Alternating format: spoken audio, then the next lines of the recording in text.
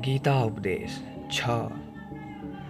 भगवत गीता के अनुसार खुशी के 3 प्रकार होते हैं। तामसिक खुशी, राजसिक खुशी, सात्विक खुशी। पहली प्रकार की तामसिक खुशी हमें ज़्यादा सोने या ज़्यादा आलसी होने के वजह से मिलती है, यानी कि आराम करने वाली खुशी।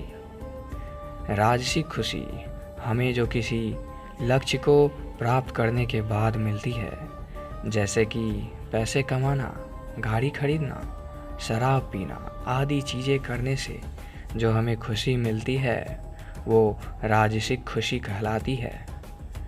तीसरी प्रकार की खुशी उसे सात्विक खुशी कहते हैं। भगवत गीता ये कहती है कि तामसिक और राजसिक ये दोनों खुशियाँ अस्थायी होती है, पर सात्विक खुशी है जो पहले हमें जहर की तरह लगती है, लेकिन बाद में वो हमें शहद की तरह लगने लगती है। लंबे समय और परमानेंट खुशी हमें अनुशासन और आध्यात्मिक अध्ययन करने से ही मिलती है, जिसे सात्विक खुशी कहते हैं। दोस्तों, आप ज़्यादातर किस तरह की खुशी में होते हैं, यह हमें नीचे कमेंट बॉक्स में कमेंट करके ज़रूर बताएं। भगवत गीता उपदेश 7।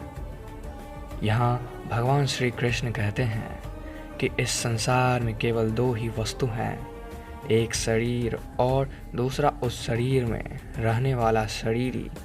इस शरीर में रहने वाला जो आत्मा रूपी शरीरी है वो कभी भी नहीं मरता है। जो शरीर है वो सदा रहता नहीं है। आत्मा एक शरीर छोड़ता है और दूसरा शरीर धारण कर लेता है। बिल्कुल वैसे ही जैसे मनुष्य अपने पुराने कपड़े उतार कर नए कपड़े धारण कर लेता है। आत्मा नित्य है, इसीलिए वो नहीं बदलती, परंतु शरीर नाशवान है, इसीलिए एक ही आत्मा के कई शरीर बदलते हैं। इसीलिए हर जन्म में हमारी आत्मा नए नए शरीर धारण कर लेती है। भगवत गीता उपदेश 8। प्रारब्ध केवल मनुष्य का बनता है।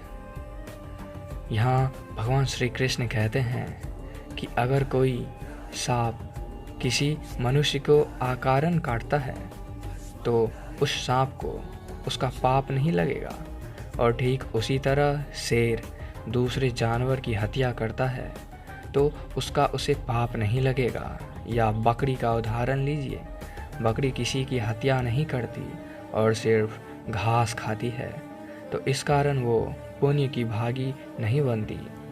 पाप पुण्य का लेखा जोखा अर्थात प्रारब्ध केवल मनुष्य का बनता है।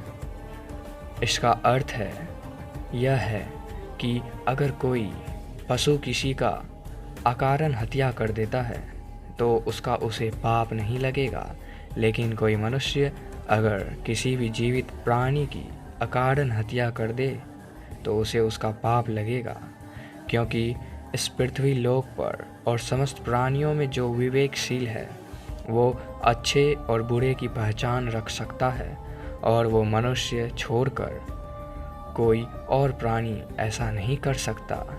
इसीलिए जब मनुष्य अपने पाप और पुण्य जब भोग लेता है तो उसे फिर से मनुष्य की योनि में भेज दिया जाता है। भगवत गीता उपदेश 9। एक ही कर्म किसी के लिए पाप बन जाता है और दूसरे के लिए पुण्य बन जाता है। एक मनुष्य किसी कमज़ोर और बूढ़े व्यक्ति का धन लूटने के लिए उसकी हत्या कर देता है तो उस व्यक्ति को निश्चित ही उसके द्वारा किए गए कर्म का पाप लगता है। और यदि दुष्ट मनुष्य किसी स्त्री के साथ ज़बरदस्ती बलात्कार करने की कोशिश कर रहा है तो उस स्त्री की रक्षा करने के लिए अगर कोई व्यक्ति उस दुष्ट मनुष्य की हत्या कर देता है तो उसका उसे पाप नहीं लगता बल्कि पुण्य लगता है। दोस्तों, कर्म तो वही रहा किसी की हत्या करना, परंतु उस कर्म के पीछे की भावना क्या है और मारने वाले की नीयत क्या है, इसी के फर्क से ही एक ही कर्म किसी के लिए पाप हो सकता है और दूसरे के लिए पुण्य हो सकता है। जिस भावना और नियत से मनुष्य कर्म करता है, उस नियत के कारण एक ही कर्म किसी के लिए पाप बन जाता है और किसी के लिए पुण्य बन जाता है। कर्म के इस ज्ञान के द्वारा ही मनुष्य को कर्म, विकर्म और अकर्म की पहचान होती है।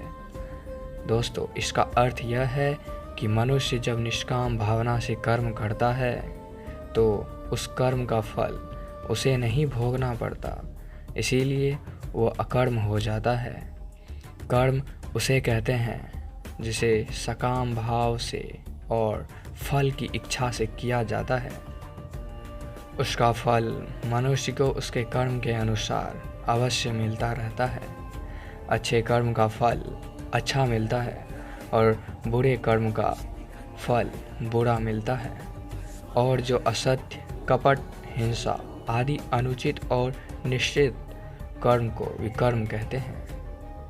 भगवद गीता उपदेश 10। हर मनुष्य का प्रथम धर्म क्या है और अपने धर्म का विधान मनुष्य खुद बनाता है।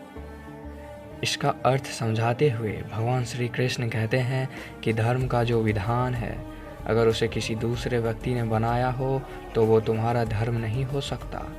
तुम्हारा धर्म वही है जिसे तुमने स्वयं बनाया हो, जिसे तुम्हारी आत्मा ने स्वीकार किया हो। धर्म एक व्यक्तिगत चीज़ है जिसका फैसला व्यक्ति को खुद लेना पड़ता है। दोस्तों, मैं आपको एक उदाहरण देकर समझाता हूँ। अगर किसी के गांव पर डाकू हमला करके उस गांव की लड़कियों का अपहरण कर रहे हो और उसी समय किसी का पिता मृत्यु शैया पर पड़ा अंतिम सांस ले रहा हो और अपने पुत्र से बार बार पानी की एक एक घूंट मांग रहा हो, तो उस समय उस व्यक्ति की यानी कि उस पुत्र का क्या धर्म होना चाहिए? वो मरते हुए अपने पिता के कंठ में अंतिम समय गंगा जल की बूंद बूंद टपकाता हुआ अपने पुत्र धर्म का पालन करे, या फिर उसके गांव की लड़कियों पर जो संकट आ गया है उनकी रक्षा के लिए अपने हाथों में तलवार उठाते हुए उन डाकुओं का मुकाबला करे? आवश्यकता पड़े तो अपनी जान भी देकर अपने गांव की इज्जत बचाए। दोस्तों, इसका निर्णय कोई दूसरा व्यक्ति कैसे कर सकता है? इसको धर्म का दोराहा या धर्म संकट भी कहते हैं। ऐसी स्थिति में वो व्यक्ति क्या करे? उसका फैसला कोई और व्यक्ति नहीं कर सकता, बल्कि ये निर्णय उसे खुद ही लेना पड़ता है कि उस समय उसका प्रथम धर्म क्या है।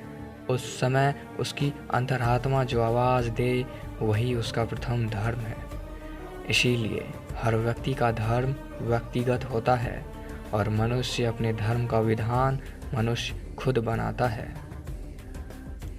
दोस्तों, हमेशा याद रखें, जिस तरह थोड़ी सी औषधि भयंकर रोगों को शांत कर देती है, ठीक उसी तरह ईश्वर की थोड़ी सी भक्ति बहुत से कष्ट और दुखों का नाश कर देती है। ऐसे ही श्रीमद् भगवद गीता उपदेश के लिए इस चैनल को सब्सक्राइब कर लें